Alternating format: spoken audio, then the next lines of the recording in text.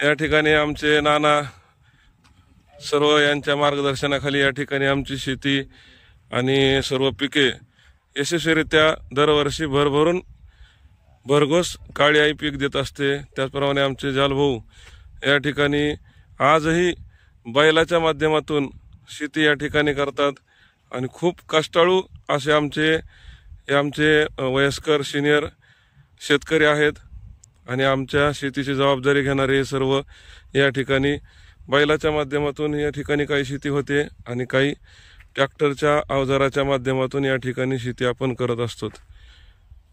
धन्यवाद। नमस्कार शेतकरी मित्रांनो, मृग नक्षत्र निघाल्यानंतर जी शेतीची मशागत केली जाते, आज आमच्या शेतामधील आज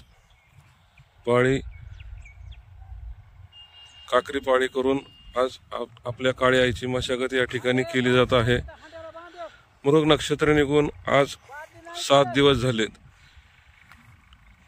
मृग नक्षत्राच्या मुहूर्तावरती जी काळी आईची ओटी भरली जाते ती मृग नक्षत्रामध्ये भरल्यानंतर काळी आई आपल्याला भरभरून पीक देत असते। त्या माध्यमातून शेताची मशागत या ठिकाणी करण्यात येत आहे। सुधारित पद्धतीने ट्रॅक्टरच्या माध्यमातून या ठिकाणी शेतीची मशागत आमची चालू आहे।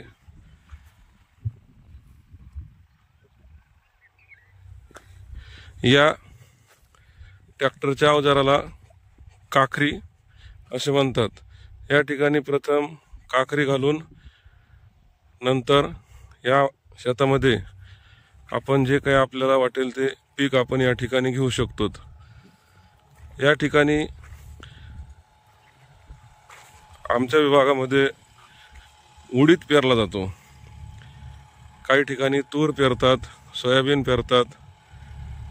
प्रत्येकाच्या सोयीने जे पीक आपण घेतो, आमच्याकडे आमच्या सोयीप्रमाणे आम्ही या ठिकाणी उडीद पेरणी करतो व तूर पेरणी करतो। त्याआधी शेताची मशागत या ठिकाणी केली जात आहे। या ठिकाणी ट्रॅक्टरच्या माध्यमातून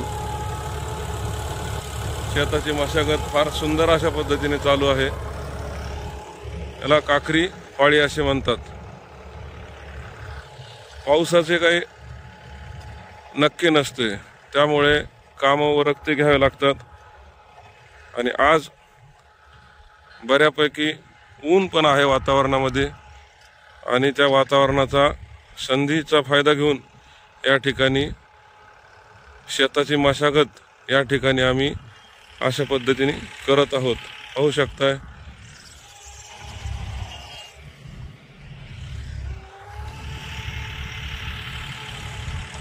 धन्यवाद। जय हिंद, जय महाराष्ट्र।